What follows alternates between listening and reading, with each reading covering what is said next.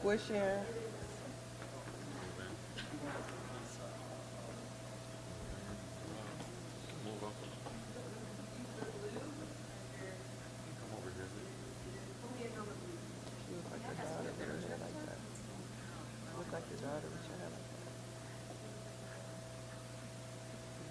You ready?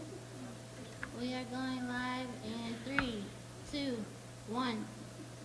Hi, my name is Stacy Davis Gates. I am president of the Chicago Teachers Union. And, today was the first day back at the table since we've had an opportunity to digest the Fact Finder's report. This is what we know. The Fact Finder capitulates that in 12, 16, and 19, the Chicago Public Schools said that they could not afford contracts, and then they were able to afford a contract. What does that mean? It means that the Fact Finder said that they can afford to put librarians in our school buildings, and that is something that we are determined to land at the table. But beyond that, yesterday I think we left the press conference with some questions. People wanted to know that if you thought so well of elements and components of the fact-finding report, why are you rejecting it? Well, what we offered yesterday is that we rejected it because the way the law is written, it almost makes you reject it. That's number one. And I think in number two, with respect to why we rejected it, is because it is an insufficient document to land. It doesn't have enough of the issues litigated, if you will. And so one of the things that we're going to do today is introduce you to some of our clinicians who are also bargaining the contract. They're going to explain to you why we rejected the report, why the issues that are still on the table, issues that are germane to what they do in servicing our young people in our school communities is important. But before I do that, I'm going to bring our staff attorney up, also my former student, Latoya Kimbrell.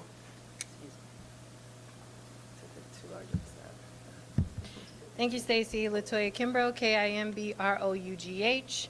And as Stacy said, we were back at the table today after fact-finding, but we still have not heard from the board as to whether or not they're going to accept the fact-finder's recommendations that match our proposals, that match the 30 librarians every year of the contract, putting $20 million into fair compensation for veteran PSRPs and teachers, maintaining the stipends for our English language program teachers, and hiring more family engagement coordinators.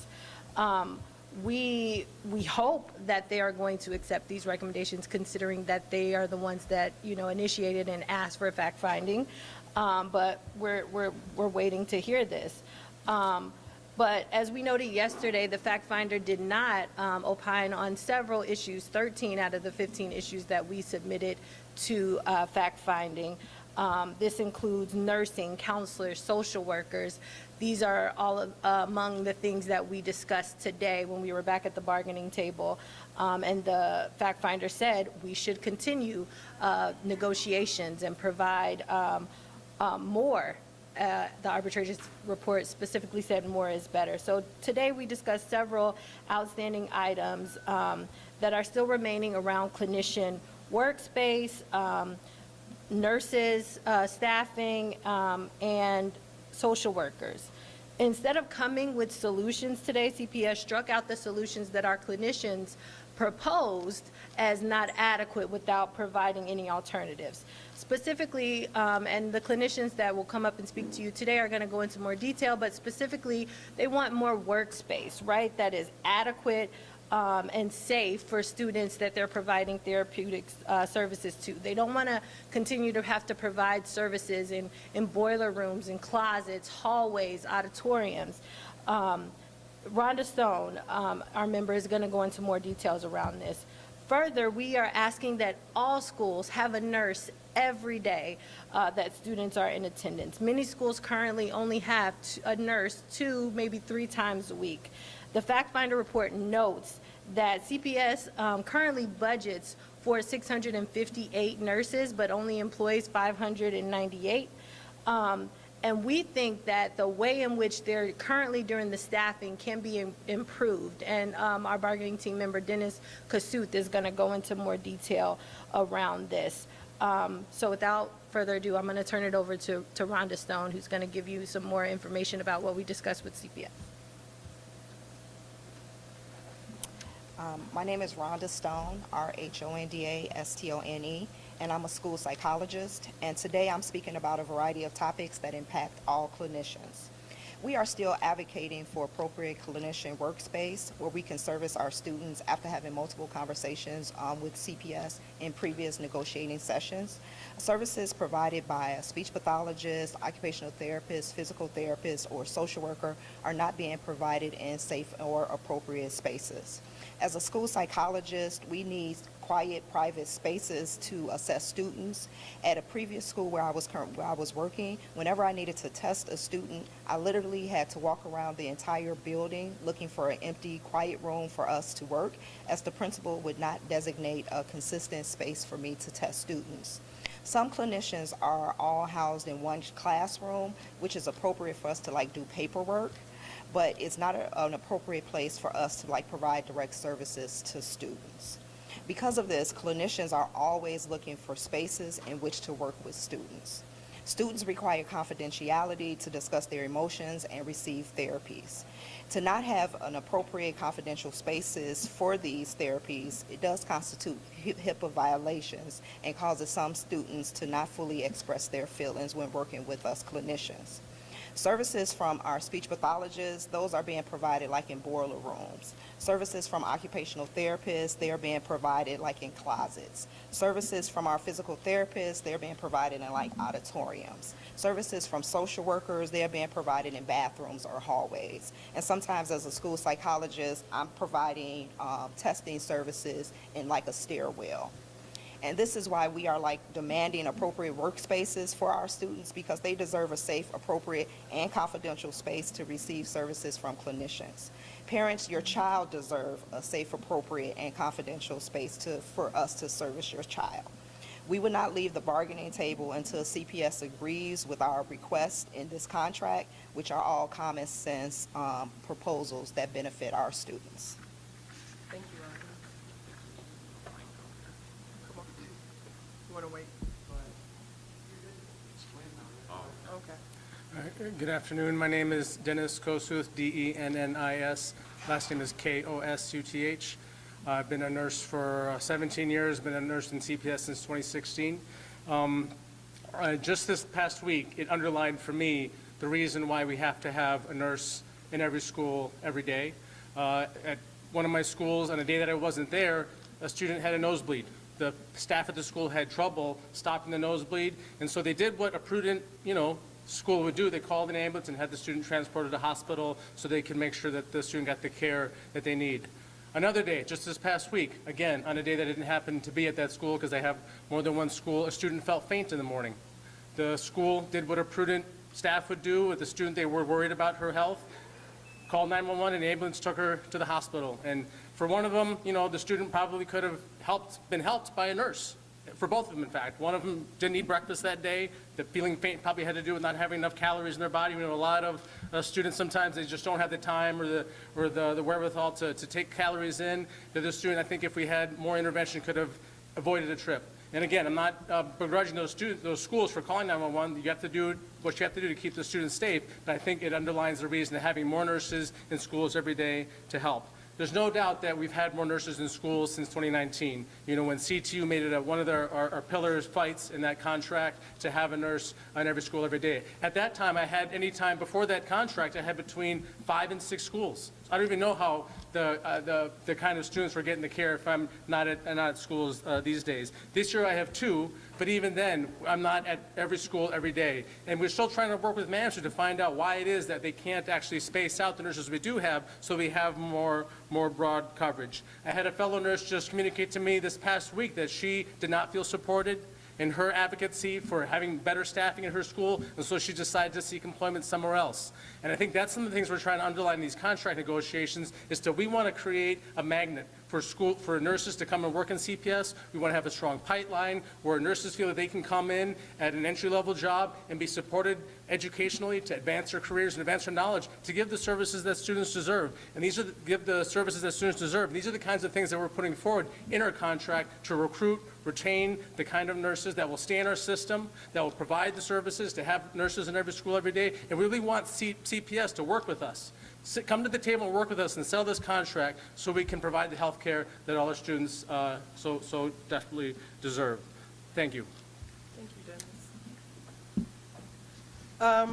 Let me see, what else? We now are going to go to translation. Well, I'm going to close this out, and then we're going to go to translation. And any questions, if we have any online. Let me see.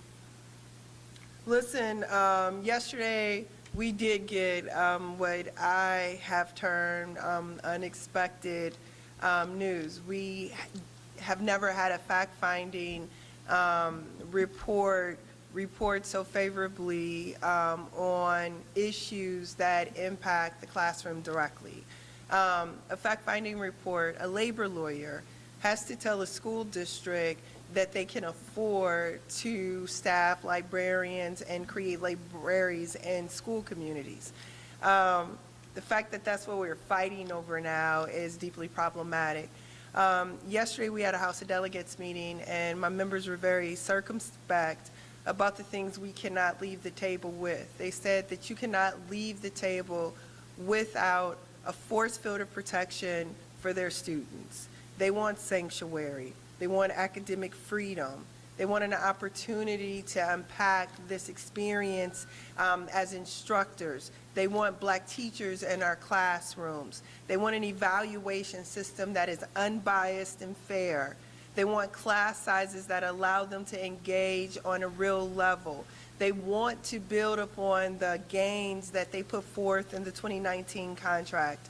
And so they are resolved in those things and feel even stronger and righteous, and they're pushed for them because the district can afford it. And so we appreciate your time. We are going to continue to push out what this contract gives our students. And so we're going to be in communities as we were this past week, talking to communities in Uptown, talking to communities in Chatham about what this contract is. Yesterday we were in Bronzeville having that conversation. We intend to be in Pilsen. We intend to be on the far south side. We are having the meetings. We are meeting the parents. We walked in with parents into hundreds of schools this week even. Listen, this contract can be a force field. We saw it a couple weeks ago at a Southside school. Our contract created the conditions for the administrators, the faculty and the staff to protect young people and their family. Thank you. Now we'll have Maria Moreno, our financial secretary. Buenos días, soy María Moreno, secretaria de Finanzas del Sindicato de Maestros de Chicago. Sabemos que el reporte de la investigación de hechos solo intervino en un pequeño conjunto de cuestiones y sorprendentemente descubrió que CPS sí tiene el dinero para contratar más bibliotecarios y proporcionar salarios que protejan a los educadores de la inflación.